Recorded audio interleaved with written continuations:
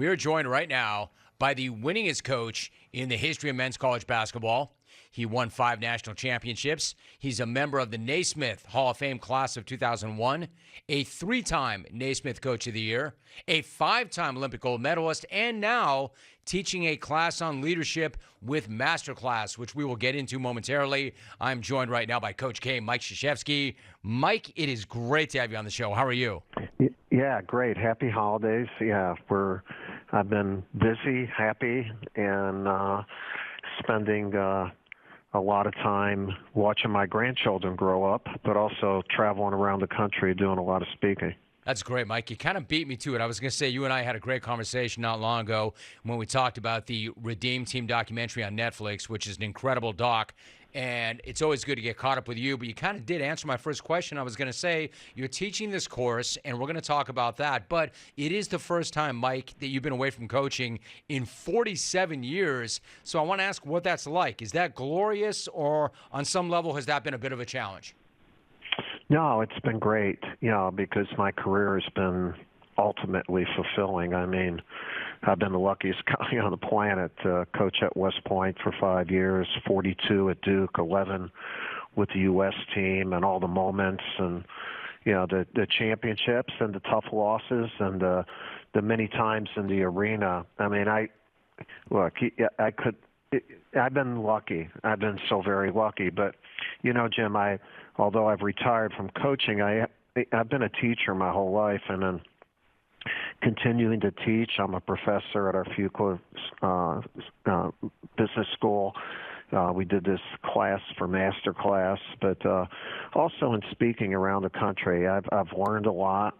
I'm still curious about how people lead, how people try to build teams, how they try to get people to work together to accomplish goals. And although I did that on the court for a long time, people are doing it every day in our society. And there's a lot of things from sport that really pertain to what you do in real life. No, there's no doubt, Mike. And I have a great curiosity about that right now, and especially at this point in my life. And I don't make any bones about this at all. I started a podcast called The Reinvention Project with Jim Rome because I think about these very things myself, and more so now than ever before. Before we talk about what you teach when it comes to leadership, I think people listening may know of Masterclass, or maybe they've heard of it, but they're not exactly sure what it is or how it works. What is Masterclass? Yeah, well, they've been in existence. It actually comes from California, and basically people in all walks of life, the best. You might have Emerald, you might have John Legend, you might have Andy Leibovitz talk about photography, the best skateboarder do a class on that, on anything in our society, and they put it out there. It's on the internet, and you subscribe to it. And they've been after me for a few years to do a class on values-driven leadership, and I didn't have time to do that coaching, and it took a lot of time. It really took a lot of time because it's not like one class. It's 17 lessons, 17 small classes of anywhere from 8 to 20 minutes, and I really love doing it. I've worked with some really good people and putting it on, and hopefully it's not about trying to convert people that this is the only way of doing something, but this is how we did it in these different areas, and sometimes it can give you some information that can help you with your own team. We're talking to Mike Krzyzewski. I think a lot of people listening, Mike, or some people listening might say, okay, great, let's talk some Duke basketball, let's talk some USA basketball. I'm curious about what you're talking about, though. We're having a different conversation today. You mentioned values-driven leadership. Right. What is that? How does that work? Well, I thoroughly believe that the businesses, the programs, the organizations that are run with a value-based culture. In other words, people talk about what are you going to do with your team. I always felt like, what am I doing with my program? What am I doing with my culture? And each season adds to it, or you have to adapt. But like for our own program at Duke, we really believed in 7 values: integrity, respect, courage, selfless service, put your unit ahead of you in everything, trust, loyalty, and duty. Do your job. And we celebrated those values and talked about them. And when new people came into the organization, you talked about that, not just doing your job. The one thing in shared values, Jim, that I think is important, and our Olympic team, the Redeem team, got it, and then we developed that culture. Those guys were great. Was that you can hear and you can see, but unless you feel, you really never own it. And for something to last, you have to own it. You know, if you own it, you'll do the very best you can to protect it, to make sure it goes on. If it's just rental property or you're just getting paid for it, it's not going to happen. Like with the Redeem team, I told them, you're not playing for the United States. And those guys looked at me like I was nuts, and I said, just wait a minute. We won't win the gold medal unless you are United States basketball. And what does that mean? And it means sharing common ground, common values, not just the common goal. And I'm not minimizing goals. Goals are important, but you can reach them a lot better if everyone in the unit owns it. Talking to Mike Krzyzewski, he is teaching a class on leadership with Masterclass. So, Mike, let me ask you this. If you're a leader, what's more important, what you say or how you say it? Well, it's a combination. It's always, you got to be careful. You got to be careful how you say anything. In other words, what's your audience? What's the situation you're in whatever. But, what you say has to have substance. And then you react to the situation you're in by what you say, how you put it across. How do you, a huge thing is communication, like how do you communicate? Like I'm 75 years old. I've always been older than the kids I coached. And last year we had my youngest team. They were really a close team. And two of them were 18 years old. And so I can't talk exactly like I would to people in their 60s and 70s.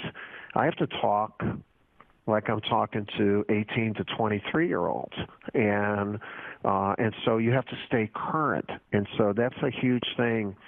Yeah, as a leader, you don't adapt the values that you're teaching.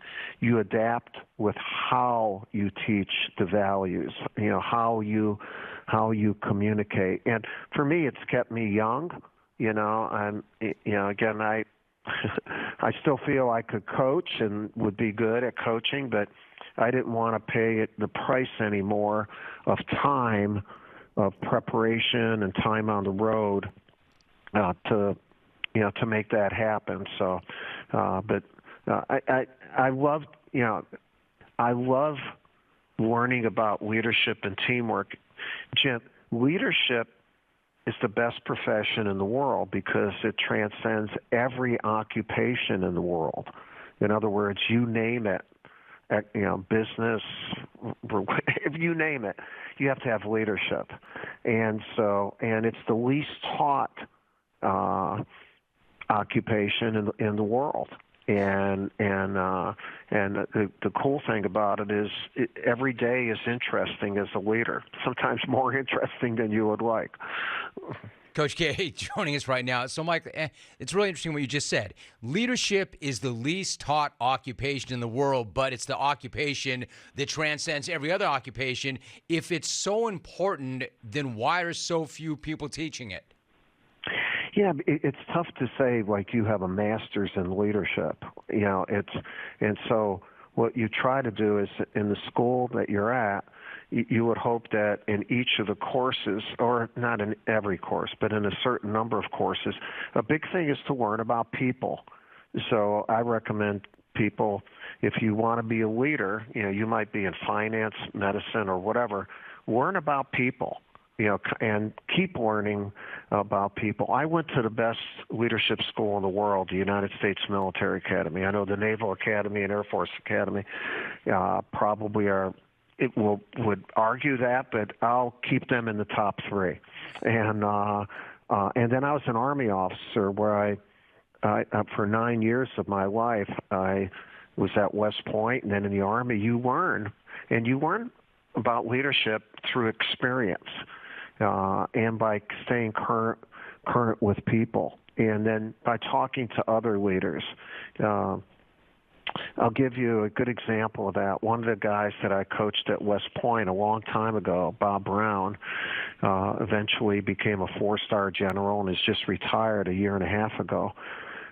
From the time he was a second lieutenant until now, we've discussed leadership every year, and where he would talk to me about leadership in the military, and I would talk to him about how I felt about leadership. And a thing that I got from him, this is well over, I don't know how many years ago, was about agile leadership, where you have to be ready to make a move. And I call it, in my thing, like run in motion offense. In other words, I'm coming down the court and I'm going to make a read. What's the read for this situation?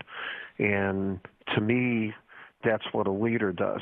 A leader is constantly making reads about the situation that he or she is in.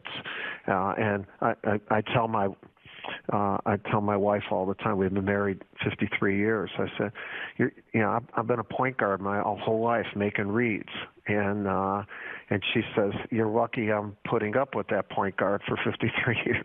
I love that. No, but being in other words, you can have a plan, and you should have a plan, because part of good leadership is preparation for whatever you're going to be doing.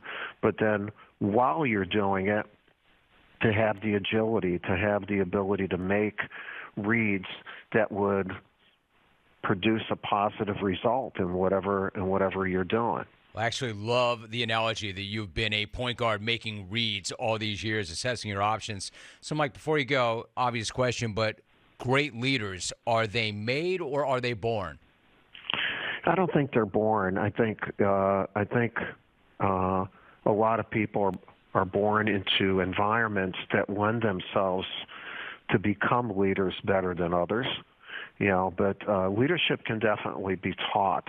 And I know that because I've learned it. I feel like from the beginning, even when I was on the playgrounds in Chicago, I kind of led because I didn't want to waste time. I wanted to make sure we're having fun or doing something that we like to do. But definitely you can learn to be a leader. And leaders don't have to be dictators. They're not dictators. They're not yelling at you all the time. They're not, oppressive. They're not forcing their will. A leader, especially in today's climate, has to have humility and the ability to listen. And I think that's one of the biggest changes that has occurred in the military since I was in the military, is the humility that our senior leaders have and their ability to allow others to lead. I believe in the word empower. I don't believe in the word delegate. I don't like to delegate. I would rather empower somebody to use their talents to take care of a specific task that's needed for us to accomplish our mission. Mike Krzyzewski joining us. So before I direct them to Masterclass, Mike, and how they get involved, let me ask you one last thought. You mentioned being on the playgrounds in Chicago. Of course, when you think about it, you think about the playgrounds in New York City. You think about the playgrounds in Oakland, L.A., Philadelphia. What were the playgrounds like back in the day for you in Chicago? What were you like on those playgrounds? Well, first of all, there were games like basketball and that going on in the playgrounds. There's not as much of that going on. And there were never parents, when I grew up. In other words, it was a different time. I don't know how the heck we got to where we are now. But where you went and winners stayed on the court, winners stayed on the field. If you were a younger guy, if the older guys were playing and they picked you, that was like a day in heaven, because you could show your stuff that you were thinking you could do against the older guys at that moment. And you know what? There was a bond that was created. I am still best friends with the guys I grew up in Columbus Schoolyard in Chicago. Mo, Twom, they have nicknames, Twoms, all these guys, and it's because we grew up together, and I wish we could do more of that and allow kids to lead, to choose, and not just to tell them what to do. Again, I believe in all the programs we have in that, but there's something that's missing a little bit that we got growing up in the playgrounds. No doubt. No doubt. Now, I would say that was a master class in leadership, but it's not. That's only a small taste of what there is. There is so much more to it. Mike, if our listeners and our viewers are interested in taking the course, signing up for the course, how do they go about doing so? Yeah, it's on the internet. I think you put in masterclass and you'll see something. And what you'll see is like, wow. You'll see like in every aspect of society, there's somebody who's an accomplished person in that part who will tell you how to write a song, how to grow beautiful flowers and whatever. I mean, I'm honored that I was able to teach a class for masterclass, and I'm proud of what we did, and hopefully it'll help people. Actually, what it is, it's a really cool platform. I've spent some time there, and you've got a bunch of recognized experts, icons, legends that are teaching, their art or whatever it might be. And Coach K is teaching leadership. It is a leadership class with master class. He is a Hall of Famer. He is Mike Krzyzewski. Mike, what a great conversation. It was so good, again, to get caught up with you. Thank you very much, and I would encourage all of our listeners to go there and take that course. All right, and thanks, Jim. Have a happy holidays. You too. You too. Coach Mike Krzyzewski